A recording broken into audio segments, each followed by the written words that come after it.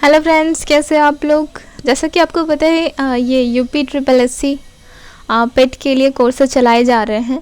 और पिछले 2 वीडियो में मैंने Indian national movement that is भारतीय राष्ट्रीय आंदोलन के बारे में मुख्यतः जो क्वेश्चंस आने वाले हैं, अपीयर हो सकते हैं, वो करवाए जा रहे हैं। ओके। और इस पर्टिकुलर वीडियो में हम लोग ब्रिटिश इंडिया एक्ट 1935, भारत छोड़ो आंदोलन, आज़ाद हिंद फौज और नेताजी सुभाष चंद्र के बारे में डिस्कस करने वाले हैं और कुछ क्वेश्चंस भी करेंगे। इस पर्टिकुलर वीडियो में आपको ऑलमोस्ट 60 क्वेश्चंस जो हैं वो मिलने वाले हैं। 10 क्वेश्चन जो है वो MCQ बेस्ड होगा, मल्टीपल चॉइस क्वेश्चंस बेस्ड होंगे, और मैंने 51 लाइनर क्वेश्चन ऐड किए हैं इसमें। फ्रेंड्स, मैं चाहती हूँ कि आपको मैक्सिमम से मैक्सिमम क्वेश्चंस करवाए जाएं, जिससे जो आप क्वेश्चंस करके आओगे उसकी संख्या बढ़ जाए, हाँ, अच्छे मार्क्स आए आपको। ओके। तो ये जो वीडियो है बहुत ही इम्पॉर्टेंट होने वाला है, तो शुरू से अंत तक देखना। ओके। एंड फ्रेंड, मैं पहले ही बोल देती हूँ, प्लीज़ लाइक, शेयर और सब्सक्राइब कर दे चैनल को। ओके, जो भी आप लोग देख रहे हो। ओके, तो हम लोग सीधा टॉपिक में मूव करते हैं। मैंने आपका 1.5 मिनट अप्रोक्स ले लिया है। ओके, तो इसमें जितने भी लाइंस मैं बताने वाली हूँ ना, एक भी लाइन वेस्ट नहीं है, सारा मतलब सारा ही इम्पॉर्टेंट है, एक एक लाइन इम्पॉर्टेंट है, तो ध्यान से सुनिएगा। Okay. Okay, home rule society की स्थापना 1905 में श्यामजी कृष्ण वर्मा द्वारा की गई थी। अब देखिए, इसमें भी आपके पास 3 तरह के क्वेश्चन बनते हैं। एक तो होम रूल सोसाइटी की स्थापना कब हुई थी, किसने की थी। ओके।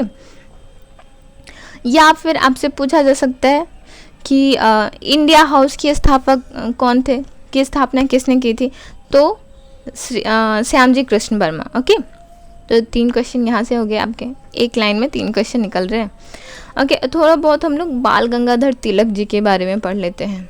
ठीक है, ये बहुत ही इम्पॉर्टेंट है, क्रांतिकारी में से एक है। तो स्वराज मेरा जन्मसिद्ध अधिकार है, मैं इसे लेकर रहूँगा, ये किसके द्वारा कहा गया था, तो ये बाल गंगाधर तिलक के द्वारा कहा गया था। ये अक्सर कर पूछा जाता है, तो इसको ध्यान रखना आप। ओके। और ये भी पूछा जाता है कि भारतीय शांति का जनक या उग्र राष्ट्रवाद के जनक किसको कहते हैं, तो बाल गंगाधर तिलक। ओके। प्रार्थना पत्र को राजनीतिक भिक्षावृत्ति की संज्ञा किसने दी थी, तो आपको पता है, तिलक जी ने। ओके। इनको लोकमान्य तिलक की उपाधि मिली थी। ये भी क्वेश्चन आते हैं अक्सर कर कि लोकमान्य तिलक की उपाधि किसे मिली थी। ओके, तो किसे मिली थी, बाल गंगाधर तिलक को। ओके। इन्होंने एक्चुअली में वो ग्राउंड लेवल पे लोगों को जोड़ना चाहते थे, क्रांतिकारी, मतलब वो चाहते थे कि हर एक समुदाय के लोग, जो विद्रोह हो रहा है, जो मूवमेंट, नेशनल मूवमेंट चल रही है, उसमें हर एक तबके के लोग ज्वाइन हो। ओके। तो इसकी वजह से वो गणपति महोत्सव, शिवाजी महोत्सव, ये सब को बढ़ावा दे रहे थे, और इस बहाने वो लोगों से मिलते थे और लोगों को कैसे उनमें राष्ट्रीयता जो है वो डेवलप करने की कोशिश कर रहे थे। ओके। ग्राउंड लेवल पे कांग्रेस जो है वो ग्राउंड लेवल पे काम नहीं कर पा रही थी स्टार्टिंग में, उनको वो हर एक तबके के लोगों को एक साथ नहीं ला पा रही थी, बट इन लोगों ने बहुत कोशिश की। ठीक है, हर एक क्रांतिकारी, हर एक नेता जो पहले के हुए हैं, उनका बराबर का योगदान है, उन्होंने अपने अपने तरीके से योगदान दिया है। Okay, leave it. हम लोग 1935 ईस्वी में जो भारत शासन अधिनियम आया था उसके बारे में बात कर लेते हैं। तो फ्रेंड्स, 1935 में 1935 के अधिनियम में 451 धाराएं थी और 15 परिशिष्ट थे। ओके, ये आपको ध्यान रखना है। आपको ये भी ध्यान रखना है कि केंद्र में द्वैध शासन की स्थापना कब हुई थी? 1935 ईस्वी में हुई थी या 1935 के भारत शासन अधिनियम में हुई थी। ओके फ्रेंड्स, इसमें जो मुख्यतः आपको याद रखना है, उसमें सांप्रदायिक निर्वाचन पद्धति का जो है वो विस्तार किया गया था। पहले मुसलमानों को दिया गया था अलग से। ओके उसके बाद यहाँ क्या किया उन्होंने, ईसाई, यूरोपियन या फिर जो हरिजन थे उन लोग को सबको निर्वाचन पद्धति के लिए मतलब सांप्रदायिक निर्वाचन पद्धति दी गई। ओके या दी नहीं गई, ये तो लागू ही नहीं हुआ 1935 का जो था। उसके बाद हम बहुत संघर्ष करने के बाद तो इंडिपेंडेंस ही मिल गई, फ्रीडम मिल गई हमें। ओके तो ये लागू नहीं हो पाया पूर्णतः। और मैं आपको बता दूं कि जो इंडिपेंडेंस के बाद, स्वतंत्रता के बाद जो कानून चल रही थी, कॉन्स्टिट्यूशन बनने में, संविधान बनने में कुछ टाइम तो लगा। तो उस पर्टिकुलर टाइम में किस बेसिस पे, अगर आपसे पूछा जाए कि कौन से बेसिस पे ये कानून चल रही थी, तो जो 1935 का अधिनियम आया था उसके अनुसार कानून चलाई जा रही थी। ओके ओके तो हम लोग क्वेश्चन पे मूव करते हैं।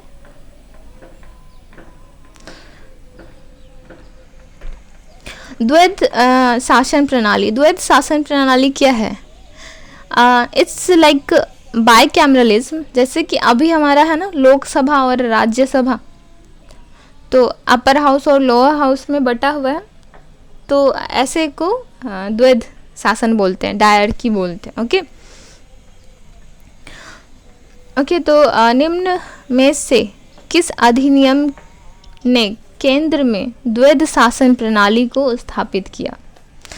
तो आपके पास ऑप्शंस हैं 1935 का अधिनियम या 1991 का अधिनियम, 1909 का अधिनियम या 1989 का अधिनियम।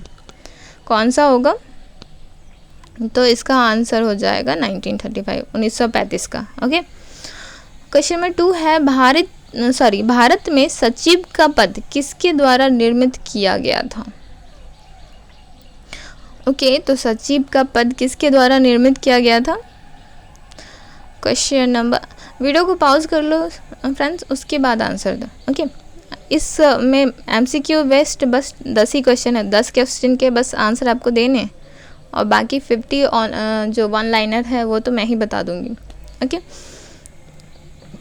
तो इसका आंसर हो जाएगा 1858 का अधिनियम। ओके ओके नेक्स्ट जो है क्वेश्चन नंबर 3, मुसलमानों के लिए अतिरिक्त निर्वाचक मंडल प्रारंभ में किसके द्वारा लाया गया था?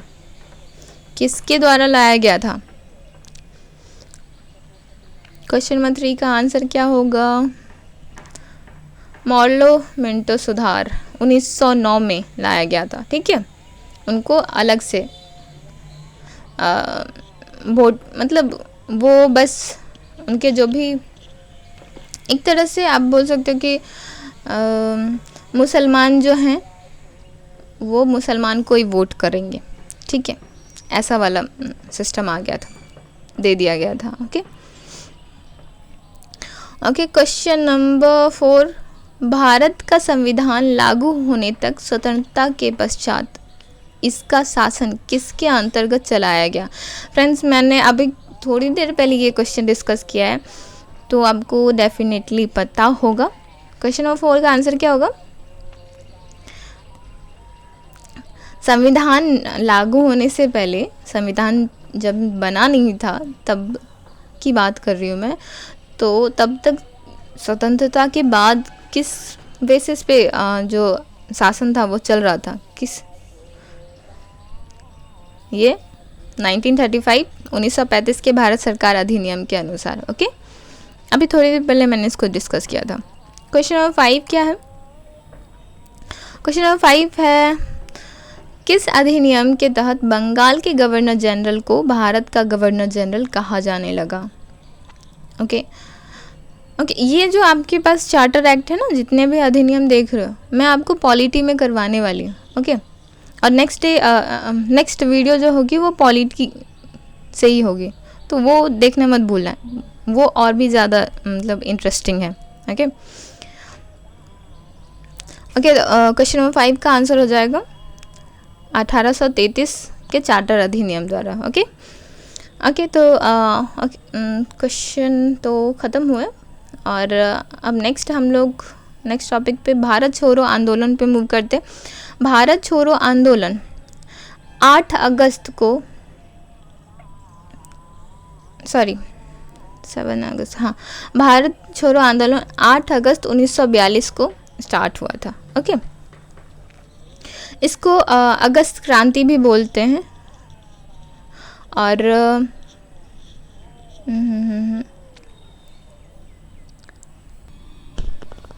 ओके, तो एक्चुअली क्या हुआ था कि 8 अगस्त 1942 को ये जो भारत छोड़ो आंदोलन है, जिसको कि अगस्त क्रांति भी बोलते हैं, ये स्टार्ट किया गया था। उससे पहले 7 अगस्त 1942 को अखिल भारतीय कांग्रेस समिति ने बॉम्बे में एक बैठक में क्रांतिकारी प्रस्ताव पारित किया था। ओके, कि अंग्रेजों को, जो अंग्रेजी शासन है, उसे हम उखाड़ फेंकेंगे, मतलब भारत छोड़ने के लिए अंग्रेजों को मजबूर कर देंगे। इसमें ये मांग की गई थी कि अंग्रेजों को भारत छोड़ के अब चले जाना चाहिए। ओके, अब ये भारत छोड़ो शब्द कहाँ से आया था?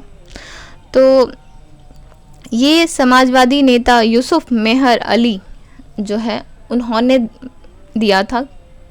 ओके, तो अगर आपसे पूछा जाए ये क्वेश्चन कि भारत छोड़ो शब्द जो है कौन से स्वतंत्रता सेनानी या किसके द्वारा बनाया गया था, किसके द्वारा दिया गया था, तो ये यूसुफ मेहर अली के द्वारा। ओके, यूसुफ मेहर अली जी की बात करें तो ये मुंबई के मेयर के रूप में भी काम कर चुके थे। ओके, नेक्स्ट है करो या मरो। करो या मरो किसके द्वारा दिया गया था? पिछले दिन हमने इस पे बेस्ट क्वेश्चन भी किया था, तो गांधी जी के द्वारा ये वाक्य सुझाया गया था। और जो असहयोग आंदोलन स्टार्ट हुआ था ना, तो उसमें उन्होंने करो या मरो के लिए बोला था। ओके, नेक्स्ट जो है, अगर हम सरकारी आंकड़ों की बात करें तो इस जो भारत छोड़ो आंदोलन है उसके बाद, मतलब जब वो स्टार्ट हो गया तो उसके बाद जो सरकारी आंकड़े थे उसके अनुसार 208 पुलिस थाने, 1275 सरकारी दफ्तर और 382 रेलवे स्टेशन जो हैं, 945 डाकघर, इन सब को नष्ट कर दिया गया। क्यों नष्ट कर दिया गया? क्योंकि ये सब जो हैं ब्रिटिशर के द्वारा बनाए गए थे, अंग्रेज़ों के द्वारा बनाए गए हुए थे, और जो इंडियंस थे, भारतीय थे, वे उसे टोटली उसका बहिष्कार करना चाहते थे।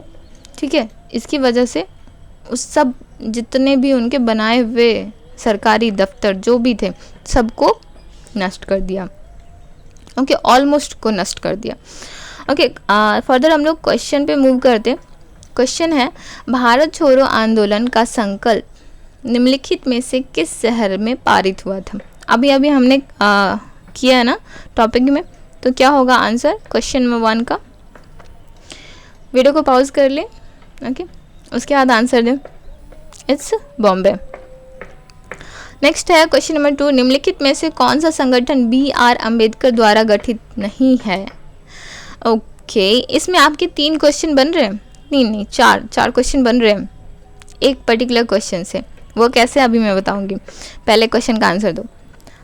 तो कौन सा अम्बेडकर द्वारा नहीं गठित किया गया था? तो जीरो क्लब। ओके, इसका आंसर तो ए हो जाएगा। अगर आपसे पूछा जाए कि दलित वर्ग संस्था किसके द्वारा संगठित या गठित किया गया था, तो इसका भी आंसर हो जाएगा BR अम्बेडकर। या समाज समता संघ किसके द्वारा गठित किया गया था? तो BR Ambedkar. People's education society है ना। इससे 4 क्वेश्चन बने ना आपके। ओके, तो इसको ध्यान रखना है आपको। और फ्रेंड्स फिर से मैं बता दूं, ये आपको ध्यान रखना है कि sorry let me select the pen. Okay, आपको ये ध्यान रखना है, नहीं पूछ रहा है, गठित नहीं है या पूछ रहा है, या गठित है पूछ रहा है, ठीक है, ये आपको पक्का ही ध्यान रखना है। कभी कभी क्वेश्चंस गलत हो जाते हैं इसमें। ओके, नेक्स्ट है ज्योतिबा फूले के संदर्भ में। तो ज्योतिबा फूले के संदर्भ में निम्नलिखित में से कौन सा कथन सत्य नहीं है? वंस अगेन फ्रेंड्स, सत्य नहीं है आपको बताना है, ठीक है, कौन सा करेक्ट नहीं है। तो 19वीं सदी में उन्होंने सबसे पहली बार दलित शब्द का प्रयोग किया था। ओके, दूसरा ऑप्शन है वे महात्मा गांधी के हरिजन सेवक संघ के कट्टर समर्थक थे। तीसरा है वे गुलामगिरी के लेखक के तौर पर जाने जाते थे। और चौथा ऑप्शन है आपका, इन्होंने 1873 में सत्य शोधक समाज की स्थापना की थी। ओके, तो क्या होगा आंसर, कौन सा गलत है, कौन सा ऑप्शन गलत है आपको बताना है। तो कौन सा है? ओके, वो हरिजन सेवक संघ के समर्थक नहीं थे। ओके, बाकी सब सही है। तो बाकी अगर सब सही है तो आपको वो ऑप्शंस अच्छे से ध्यान से देख लो, क्योंकि इससे रिलेटेड अगर क्वेश्चन आ गया, जैसे अगर आपसे पूछा जाए कि गुलामगिरी के लेखक कौन थे, तो क्या होगा आंसर? ज्योतिबा फूले। ओके, और सत्य शोधक समाज की स्थापना किसने की थी? ज्योतिबा फूले। या फिर कब की थी? तो 1873 में, है ना। ओके, तो और सबसे पहली बार जो दलित शब्द का प्रयोग किया गया था वो किसके द्वारा किया गया था? तो ज्योतिबा फूले के द्वारा, है ना। आपके 5-6 क्वेश्चन बने इस से। ओके, तो नेक्स्ट जो है क्वेश्चन नंबर 4। क्वेश्चन नंबर 4 की बात कर रहे तो इसमें है, निम्नलिखित में से कौन महात्मा गांधी का साहित्यकार नहीं है? साहित्यकार नहीं है। ओके, आपके पास ऑप्शंस हैं। देखो फ्रेंड्स, इसमें भी क्या पूछा गया है? नहीं है, ठीक है, आपको सही सही बताना है। ओके, क्वेश्चन नंबर 4 का आंसर क्या होगा? युगांतर। ओके, बाकी Hind Swaraj, Indian opinion, young India, ये सब जो है महात्मा गांधी के साहित्यकार हैं, ठीक है। क्वेश्चन नंबर 5 है नेहरू रिपोर्ट को लेके। ओके, तो क्वेश्चन नंबर 5, नेहरू रिपोर्ट की महत्वपूर्ण बातें क्या थी? तो इसका आपका फर्स्ट जो ऑप्शन है वो है, इसमें अधिकारों का विधायक था। ओके, किसी प्रकार का राज्य धर्म नहीं होगा, पुरुषों और महिलाओं को नागरिक के तौर पर समान अधिकार मिलेगा। सेकेंड ऑप्शन है आपका। थर्ड ऑप्शन क्या है? केंद्र में सत्ता के साथ सरकार का संघीय रूप होना चाहिए, या उपरोक्त सभी। तो क्या हो जाएगा आंसर? आंसर हो जाएगा उपरोक्त सभी। ओके, तो आपको ध्यान में रखना है नेहरू रिपोर्ट में क्या क्या महत्वपूर्ण बातें थी, तो ये तीनों तो आप याद ही कर लो। ओके ओके, फर्दर हम लोग 1 लाइनर पे मूव करते हैं। जैसे कि मैंने आपको बताया था कि मैंने 51 लाइनर ऐड किए हैं इसमें, तो फर्दर हम लोग डिस्कस करते हैं। तो सबसे फर्स्ट जो है वो है, जनरल डायर की हत्या किसने की थी? तो किसने की थी? जनरल डायर कौन थे? जिसे भी पता हो प्लीज़ कमेंट बॉक्स में ज़रूर कमेंट करें। ओके, और अगर नहीं पता है तो मैं नेक्स्ट जो वीडियो आएगी उसमें मैं पक्का ही बताऊंगी। आपका ये होमवर्क समझ लो। ओके, तो किसने हत्या की थी जनरल डायर की? उधम सिंह ने। ओके, भारतीय कम्युनिटी पार्टी के संस्थापक कौन थे? सॉरी, कब हुई? भारतीय कम्युनिस्ट पार्टी की स्थापना कब हुई थी? 1921 ईस्वी में। ओके, नेक्स्ट जो है, दांडी यात्रा में गांधी जी ने कितनी दूरी तय करके नमक कानून का विरोध किया था। मैंने ये जब दांडी मार्च में पढ़ा रही थी, मैं डिस्कस कर रही थी, तब मैंने आपको ये जो है ये पर्टिकुलर पॉइंट बताया था। ठीक है, तो 385 किलोमीटर। ओके, फोर्थ आपका है जलियांवाला बाग कांड के समय भारत का वायसराय कौन था? Lord Chelmsford. ओके, किसे लाल कुर्ती के नाम से जाना जाता है? तो खुदाई खिदमतगार को लाल कुर्ती के नाम से जाना जाता है। ओके, उनकी वेशभूषा ऐसी थी, इसकी वजह से उनको लाल कुर्ती के नाम से जाना जाता है। ओके, 1919 ईस्वी में पंजाब में हुए अत्याचार के फलस्वरूप किसने ब्रिटिश सरकार के से प्राप्त सर की उपाधि लौटा दी थी? तो रविंद्रनाथ टैगोर जी ने जो उनको उपाधि दी गई थी सर की, वो उन्होंने लौटा दी। ठीक है, नेक्स्ट जो है आपका 7th पॉइंट है, डिस्कवरी ऑफ इंडिया पुस्तक किसने लिखी थी? तो ये थे जवाहरलाल नेहरू। स्वराज पार्टी की स्थापना कहाँ की गई थी? स्वराज पार्टी की स्थापना कहाँ की गई थी? इलाहाबाद में। इंडियन लिबरल फेडरेशन की स्थापना किसने की? तो महात्मा गांधी ने की, और कब? तो 1932 ईस्वी में। ओके, आपका 10th पॉइंट है 21 अक्टूबर 1943 ईस्वी को स्वतंत्र भारत की आज़ाद हिंद सरकार की घोषणा कहाँ की गई थी? तो ये आउट ऑफ इंडिया था। ठीक है, तो सिंगापुर में घोषणा की गई थी। ओके, 11th पॉइंट है आपका, भारत छोड़ो आंदोलन के समय इंग्लैंड के प्रधानमंत्री कौन थे? तो चर्चिल थे। ओके, 1947 ईस्वी के भारतीय राष्ट्रीय कांग्रेस के दिल्ली अधिवेशन की अध्यक्षता किसने की थी? डॉक्टर राजेंद्र प्रसाद। ओके, ये जो है ये इम्पॉर्टेंट हो जाता है क्योंकि 1947 में ही हमें इंडिपेंडेंस मिला था। तो ये आपको ध्यान रखना है कि इस साल 1947 ईस्वी में कौन थे जिन्होंने की अधिवेशन की अध्यक्षता की थी। ठीक है, तो और कहाँ हुई थी ये भी याद रखना है आपको। तो कहाँ हुई थी? दिल्ली में हुई थी। और किसने की थी अध्यक्षता? तो डॉक्टर राजेंद्र प्रसाद ने। ओके, नेक्स्ट है आपका 13 पॉइंट, भारतीय राष्ट्रीय कांग्रेस का 1938 ईस्वी का अधिवेशन कहाँ हुआ था? तो हरिपुरा में। ओके, ये इतना इम्पोर्टेंट नहीं है, लेकिन अब मैंने ऐड कर दिया कि मे बी बाय चांस अगर आ जाए। ओके, 14th पॉइंट है आपका 1927 ईस्वी को बटलर कमेटी का उद्देश्य क्या था? तो बटलर कमेटी कब बनाई गई थी? तो 1927 ईस्वी में। ठीक है, और इसका उद्देश्य क्या था, किस लिए बनाई गई थी?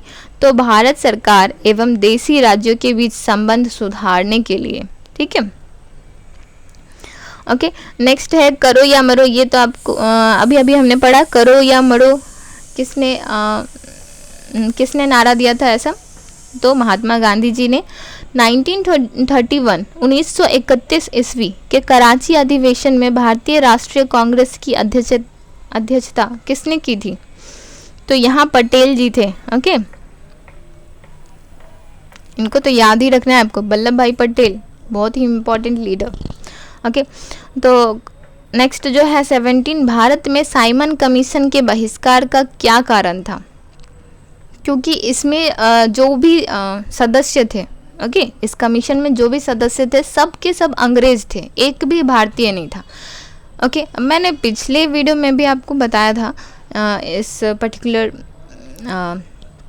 टॉपिक के बारे में, तो मैं फिर से एक बार बता देती हूँ। एक्चुअली में क्या होता कि जो कमीशन बनाई गई थी उसमें कोई किसी भारतीय को ऐड ही नहीं किया गया। किसी भारतीय को अगर हमारे भारत के लिए कोई कानून बन रहा है, ठीक है, हमारे नागरिकों के लिए कोई कानून बन रहा है, तो उसमें हमारा पार्टिसिपेशन तो ज़रूरी है ना। बट उन्होंने क्या किया था कि सारे बस अंग्रेज ही मिलके उन्होंने कमीशन बना दिया। ठीक है, और तो फिर उसका तो बहिष्कार होना ही होना था। तो इसकी वजह से जो भारतीय थे उन्होंने उसका बहिष्कार किया। ओके, नेक्स्ट जो है, किस आंदोलन में सरदार पटेल ने मुख्य भूमिका निभाई थी? तो बारदोली सत्याग्रह, सॉरी यहाँ पे बारदोली लिखा हुआ है, बारदोली होगा, बारदोली सत्याग्रह। भारत छोड़ो आंदोलन का प्रस्ताव आलेख किसने बनाया था? तो किसने बनाया था? महात्मा गांधी जी ने। ओके, स्वतंत्रता आंदोलन के दौरान साबरमती आश्रम किस शहर के निकट था? साबरमती आश्रम अहमदाबाद, ओके, गुजरात। मुस्लिम लीग की स्थापना किसने की थी? देखो आप लोग में से कितने लोग ना अभी सोच रहे हो कि जिन्ना है ना, तो ऐसा नहीं है। समीमुल्ला और आगा खान ने मुस्लिम लीग की स्थापना की थी। ओके, नेक्स्ट जो है 22, स्वदेशी आंदोलन किस कारण आरंभ हुआ? स्वदेशी आंदोलन, मैंने पिछले वीडियो में इसको डिस्कस किया था, स्वदेशी आंदोलन किस कारण स्टार्ट हुआ था? तो बंगाल का विभाजन 1905 ईस्वी में बंगाल का विभाजन हो रहा था ना, इसकी वजह से ही स्वदेशी आंदोलन जो है वो स्टार्ट किया गया था। बंगाल विभाजन के विरोध में विद्रोह का संचालन किसने किया था? तो सुरेंद्रनाथ बनर्जी जी ने किया था। लखनऊ समझौता कब हुआ था? 1916 में। इसी में वापस से जो कांग्रेस के दो पार्ट में बट गए थे, नरम दल और गरम दल, वो एक साथ आए थे। ठीक है, ओके। निष्क्रिय विरोध का सिद्धांत किसने प्रतिपादित किया था? तो ये थे अरविंद घोष। 1906 ईस्वी की बात करें, 1906 ईस्वी की बात करें तो कांग्रेस कोलकाता अधिवेशन की अध्यक्षता 1906 में किसने की थी? दादा भाई नौरोजी ने। ओके, एक्चुअली फ्रेंड्स, आपको हर एक नेता के बारे में मतलब जो मेन पॉइंट्स हैं वो जानने हैं, तो मैंने इसमें हर एक जो क्रांतिकारी हैं, ठीक है, जिससे रिलेटेड क्वेश्चंस आते हैं उसको मैंने इंक्लूड किया है। ओके, तो कांग्रेस कलकत्ता अधिवेशन 1906 ईस्वी में जो हुआ था उसकी अध्यक्षता किसने की थी? दादा भाई नौरोजी ने। ओके, अगेन बाल गंगाधर तिलक। 1908 ईस्वी में बाल गंगाधर तिलक को जेल हुई थी। ठीक है, तो वे कितने वर्ष तक जेल में रहते? तो अप्रॉक्स 6 ईयर, 6 वर्ष तक। ओके, बंगाल से बिहार कब पृथक हुआ? बंगाल से बिहार को कब अलग कर दिया गया? तो 1912 ईस्वी में बंगाल से बिहार को अलग कर दिया गया। पहले बंगाल, बिहार, उड़ीसा, ये सब जो था एक ही प्रांत में आते थे, एक ही स्टेट हुआ करते थे। ओके, नेक्स्ट है 29 जो है आपका, राजनीति स्वतंत्रता की प्राणवायु है, यह शब्द किसने कहा? मतलब राजनीति जो है, पॉलिटिक्स जो है, वो स्वतंत्रता की प्राणवायु है। मतलब जैसे हमारे लिए ऑक्सीजन है ना जिंदा रहने के लिए, वैसे राजनीति जो है वो फ्रीडम, स्वतंत्रता की प्राणवायु है। ठीक है, ये किसने कहा था? अरविंद घोष ने। ओके, 30 नंबर 30 पे आ गए हम लोग। मुजफ्फरपुर में किंग्सफोर्ड की हत्या का प्रयास कब हुआ था? 1908 ईस्वी में। ओके, लॉर्ड हार्डिंग द्वारा बंगाल का विभाजन कब रद्द किया गया? तो 1911 ईस्वी में लॉर्ड हार्डिंग ने। 1905 में जो है बंगाल विभाजन का जो है प्रस्ताव था वो रखा गया, सॉरी उससे पहले ही रखा गया था। तो 1905 ईस्वी में बंगाल विभाजन का प्रयास किया गया और बाद में 1911 में लॉर्ड हार्डिंग द्वारा जो है बंगाल विभाजन को रद्द कर दिया गया। ठीक है, बंगाल विभाजन क्यों करना चाहते थे? एक्चुअली में वो डिवाइड एंड रूल पॉलिसी जो आपको पता है अंग्रेज़ों की थी, बांटो और राज करो, है ना। एक्चुअली में उनके माइंड में ये था, बट उन्होंने जो लीगल एक होता है ना कि हाँ वजह बतानी होती है, तो उन्होंने वजह बताई थी कि यहाँ के लोग जो क्षेत्रीय लोग हैं वो अलग अलग भाषा बोलते हैं। ठीक है, तो वो चाहते थे कि, और बंगाल जो था वो बहुत बड़ा स्टेट था। मैंने जैसे कि पहले बताया कि आपको कि उड़ीसा और बिहार, बंगाल ये सब एक ही में आते थे। तो वाकई ये बहुत बड़ा ही स्टेट था। तो उसको मतलब रूल्स एंड रेगुलेशन जो हैं वो फॉलो करवाने में या फिर शांति बनाने में उन्हें मतलब इफ़ेक्टिव तरीके से वो नहीं कर पा रहे थे। उसकी वजह से वो बंगाल का विभाजन करना चाहते थे, ठीक है।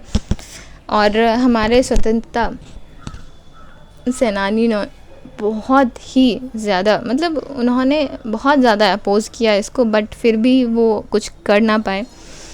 और उसमें उस पर्टिकुलर जो क्या विभाजन का जो कार्यक्रम था बंगाल के विभाजन का, उसमें आपको हिंदू मुस्लिम एकता दिखी थी। ओके, सब अपने अपने तरीके से विलाप कर रहे थे। ओके, लीव इट, ज़्यादा डिस्कस करेंगे तो वीडियो ज़्यादा लंबा हो जाएगा। ओके, तो 32 पॉइंट नंबर 32, 1916 ईस्वी में मुस्लिम लीग और कांग्रेस के मध्य समझौता किसने कराया था? तो एनी बेसेंट ने करवाया था। मैंने आपको पहले बोला था कि कांग्रेस जो है वो भी एक साथ आ गए थे, और फिर मुस्लिम लीग जो थे वो भी उनके बीच भी समझौता हो गए थे, ठीक है।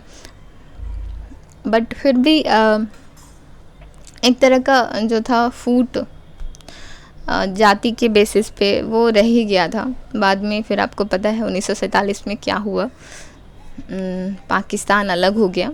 तो okay, leave that. Okay, 33 point number 33, Alipur bomb कांड में अरविंद घोष का बचाव किस वकील ने किया था? एक्चुअली क्या हुआ था, अलीपुर बम कांड जो हुआ था उसमें अरविंद घोष को मतलब उन्होंने उसे मतलब बताया गया कि उनकी वजह से ये कांड हुआ है, ठीक है। तो उनके बचाव में CR दास जो कि एक पेशे से एक वकील थे, उन्होंने उनके बचाव में फिर केस लड़ा। ओके, 34th जो है सूरत अधिवेशन कब हुआ था? तो 1907 ईस्वी में हुआ था। ये आपको ध्यान रखना है, ये इससे क्वेश्चन आते हैं सूरत अधिवेशन से, ठीक है। तो 1907 ईस्वी में हुआ था। ओके, नेक्स्ट है 35th जो है, मोहम्मद अली जिन्ना को हिंदू मुस्लिम एकता का दूत किसने कहा था? पहले जो मोहम्मद अली जिन्ना थे उनके वो बहुत ही सेकुलर टाइप के थे, ठीक है। वो हिंदू मुस्लिम को एक नज़रिए से देखते थे। बाद में फिर आई डोंट नो उनका माइंड चेंज हो गया, बट उनको पहले मतलब वो ऐसे सेक्युलर थे कि उनको पहले हिंदू मुस्लिम एकता का दूत माना जाता था। और ये कहा किसने था? तो सरोजनी नायडू जी ने इनको हिंदू मुस्लिम एकता का दूत कहा था। ओके, गीता रहस्य नामक ग्रंथ किसके द्वारा लिखा गया था? तो बाल गंगाधर तिलक के द्वारा लिखा गया था। कोमागाटामारू क्या था? तो ये तो मैंने पिछले दिन क्वेश्चन में भी करवाया था। वंस अगेन, कोई बात नहीं, रिवीजन हो गया आपका। कर्नाटक के यात्रा पर निकला हुआ एक जहाज़ था, ठीक है। 38th पॉइंट है आपका, किस भारतीय राष्ट्रीय आंदोलन के शीर्ष गीत वंदे मातरम थे?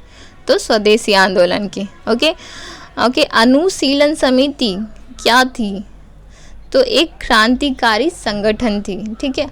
इसमें अक्सर लोग कंफ्यूज हो जाते हैं कभी कभी ऑप्शंस की वजह से।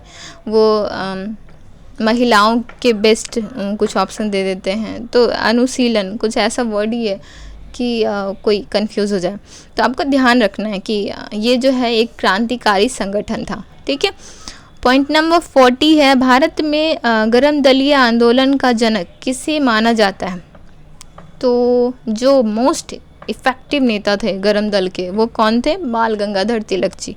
ओके, वैसे कौन थे? लाल बाल पाल। ओके, ये याद रखना है आपको, गरम दल के नेता के नाम याद रहेंगे आप। ओके, 41st जो पॉइंट है वो है, महाराष्ट्र में गणपति उत्सव का शुभ आरंभ किसने किया था? अभी मैंने पॉइंट जो है डिस्कस किया था, बाल गंगाधर तिलक जी ने। पंजाब केसरी किसे कहा गया? लाला लाजपत राय को। ओके, 43 पॉइंट नंबर 43, मुस्लिम लीग का प्रथम अध्यक्ष कौन था? तो आगा खान। ओके, आगा खां, सॉरी खान नहीं। गदर पार्टी के संस्थापक गदर पार्टी की स्थापना कब हुई थी? 1913 में। लाला हरदयाल जो थे इसमें इन्वॉल्व थे। ओके, 45th जो है, महाराष्ट्र में होम रूल आंदोलन किसने चलाया था? तो होम रूल लीग बनाया था एनी बेसेंट और बाल गंगाधर तिलक ने। तो महाराष्ट्र में वो उन्होंने बांट लिया था अपना अपना एरिया, है ना। तो महाराष्ट्र में बाल गंगाधर तिलक के द्वारा चलाया जा रहा था। ठीक है। महात्मा गांधी ने सत्याग्रह क्रियाविधि सर्वप्रथम कहाँ प्रयुक्त की थी? तो आपको पता है जो नमक कानून था, नहीं, सबसे पहले जो उन्होंने सत्याग्रह क्रियाविधि जो स्टार्ट की थी वो साउथ अफ्रीका से आते ही स्टार्ट कर दी थी। ठीक है। तो एक्चुअली में ये सबसे पहले चंपारण में हुआ था। ओके। 47 है, सॉन्डर्स की हत्या किसने की थी? तो भगत सिंह ने की थी। 48 पॉइंट है, किस वर्ष मुस्लिम लीग ने एक पृथक राष्ट्र का संकल्प लिया था? उन्हें एक अलग राष्ट्र चाहिए था। तो कब ऐसा हुआ था? तो 1940 ईस्वी में। नेक्स्ट जो है, भारत छोड़ो आंदोलन का प्रस्ताव कब पारित हुआ था? 1942 में। आपका लास्ट 50 पॉइंट है, 1947 ईस्वी के बाद किस राज्य को भारत संघ में सैनिक कार्रवाई द्वारा बलपूर्वक मिला लिया गया था? तो वो था हैदराबाद।